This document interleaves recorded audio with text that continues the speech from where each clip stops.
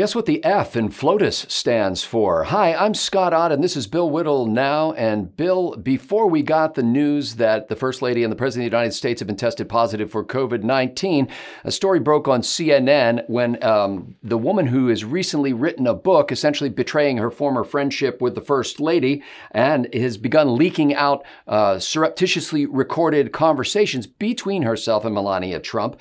Stephanie Winston Wolkoff came with some audio recordings to CNN that showed the First Lady dropping the F-bomb twice in one conversation, and specifically with regard to Christmas decorations. Now, I'm going to say up front here, Bill, my role in this show is typically to bring the opposing view to yours and to provoke you and challenge you to answer from your perspective. But even a surface reading of this story at Mediaite and a listening to the tape shows that what they're portraying here is not actually what happened, because the headline says, leaked calls reveal Melania Trump's private war on Christmas. And then a for quote, God's sake. And then a quote, who gives a F-bomb about the Christmas stuff? Okay. So in real context, though, she was actually talking with Stephanie Winston Wolkoff about the difficulty of getting a story out to the media that she was concerned about parents who had been separated from their children at the border, and that she couldn't get that story out. And when Stephanie suggested that maybe she should try Fox News, she said, look, I don't want to have to do it through Fox News. And she said, all anybody wants to hear about basically is Christmas decorations at the White House. And that's when she dropped the F-bomb and said, who gives an F about the Christmas stuff? Bill, I will let you have an opportunity to talk about the media again and the fact that they twist everything. But let me start by asking, how do you think the average American, including supporters of the president, feel when they hear this elegant woman, a former supermodel, suddenly privately dropping F-bombs? Well, I'm sure being married to Donald Trump and moving in the top echelon of New York real estate, not to mention Hollywood celebrities, I'm sure the word has never been heard by her before. She's undoubtedly just parroting a sound that she's never heard before.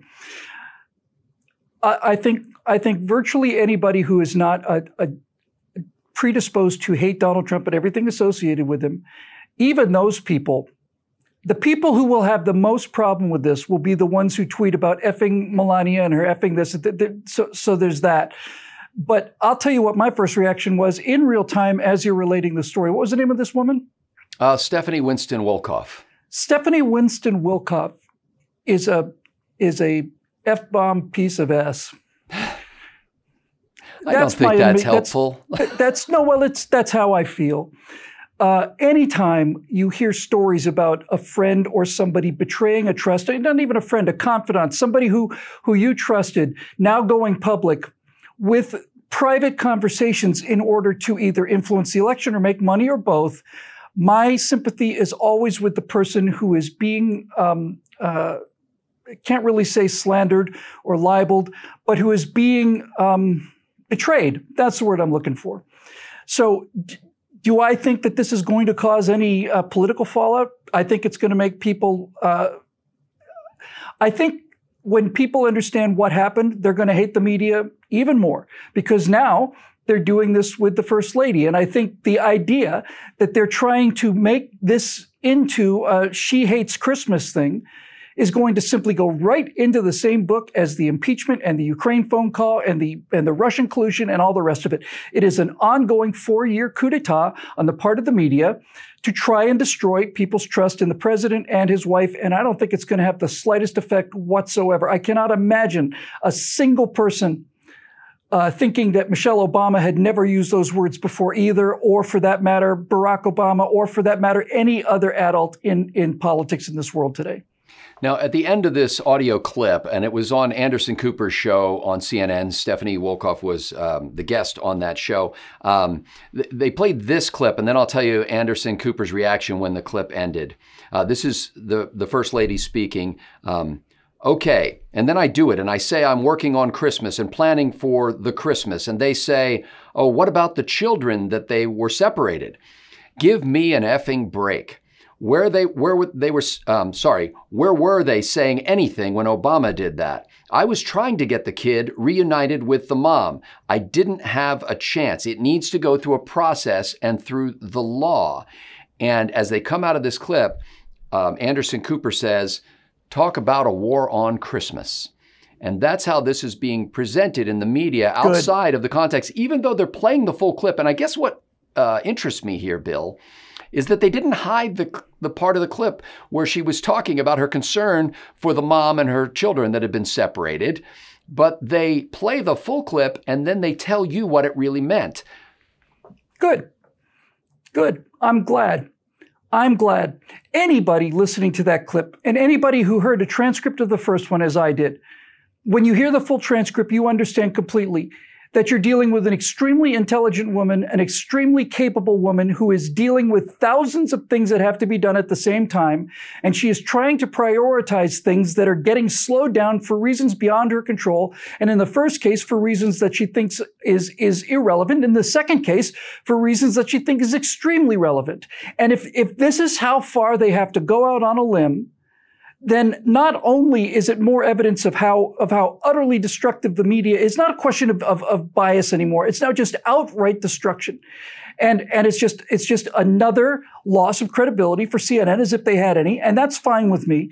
But anybody listening to this can clearly tell in context, as you mentioned by showing it, that what she's talking about is a procedure dealing with this child and her frustration with it, and to try and turn this into a war on Christmas is so ludicrous that here's my take on it, Scott.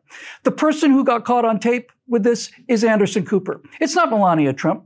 Everybody knows that she's got to deal with a lot of people and a lot of things. She handles this with elegance and grace. And as far as the F-bomb is concerned, I use it frequently, and so does just about everybody I know. I don't use it in public. I don't use it on camera. I don't use it at Thanksgiving. I have respect for people around there, but generally speaking, it is such a part of modern vernacular as a general rule that I don't think twice about it. Now, the difference between me and people on the left, and you for that matter, and the president and Melania Trump for that matter, is that people who are conservative have an understanding that there is a speech code we use in public that is designed to be as polite as possible and not to offend people who may not have this particular saltiness in their language. And that's a sign of respect for their audience. And that's why we do it here, and that's why the president does it. That's why the First Lady does it. They have respect for the people that are listening to them.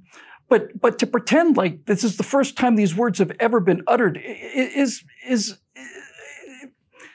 okay, Anderson, that's fine. If that's all you got, then that not only tells me that if that's all you got, you not only do not have a case, your case is so weak that you're going to have to go this far out on a limb to try and build some kind of a moral case against Melania Trump. Spare me. For a guy who spends most of his life strapped up with a lavalier microphone, one wonders whether there's any low-level CNN employees who have audio that would be as interesting as the First Lady's recording. I would love to have any random 6-hour stretch of Anderson Cooper's day caught on audio while he's in the office. And then we can count the F-bombs and we can see what the F-bombs are aimed at. So this isn't just a tempest in a teacup. This is concrete evidence of this coup, and that's the only word for it. My sympathy and my regard for Melania Trump has gone up as a result of this. It's gone up as a result of this because I think the things that she was frustrated about are things that you should be frustrated about. My respect for her has gone up because until I heard these clips, of which the F-bomb is the smallest part as far as I'm concerned, I hadn't fully realized the degree of complexity and the degree of work that she has to do as First Lady, in addition to things like the effing Christmas decorations, which are expected of her. Let me finish with this final idea here, Bill, because it's not that she can't get coverage. She just says she can't get coverage about things that are important policy matters. In fact, if you'll recall, I forget which year it was, but Melania Trump's choice of Christmas decorations was a recurring, almost daily story, and in a highly critical context, suggesting that she had decorated the White House to look like a scene out of The Handmaid's Tale. And so people were viciously critical of the decorations that she did. In the meantime, behind the scenes, she's talking to her pretended friend and saying, you know, I am trying to help these families get back together at the border, and I can't get MSNBC or CNN or anybody but Fox News to pick up that story. My sympathy and respect for her, which I had a great deal of both of before, have gone through the ceiling. My contempt for CNN trying to make this into an issue continues to plummet through whatever floor I happen to assume. Every time I think they hit bottom, they're just warming up. And of all the people involved in this, the person who I think is going to should pay the biggest price for this is the so-called friend. Because here's the thing about traitors. Here's the thing. Traitors, and that's what this is, traitors can be appreciated by the side that they defect to for having helped them, but they're never trusted again, ever. And Benedict Arnold was a great example of this. Benedict Arnold was, after Washington, the great soldier of the Revolutionary War. He was really the only general that the Americans had that really had real skill. And he felt abused by Congress, so he turned his coat, literally turned it inside out, basically, you would say you take the red on the outside and turn it inside out, put it on with the white on the outside. You've turned your coat. You've changed sides. And Benedict Arnold was well rewarded by Great Britain for this. He was given large estates and so on back in Britain. He retired to Great Britain and he had quite a position. But nobody ever talked to him. No other generals wanted anything to do with him, because despite the fact that he had helped the British cause, every single general on the British side and all of his peers and all of his associates understood that this was a dishonorable thing to do, that it was a low, dishonorable thing to do, and that they held him in contempt for this, and rightfully so. And I hope this is the same treatment that this traitor gets. Treason is an act of betrayal. That's the definition of it. It's the definition of it.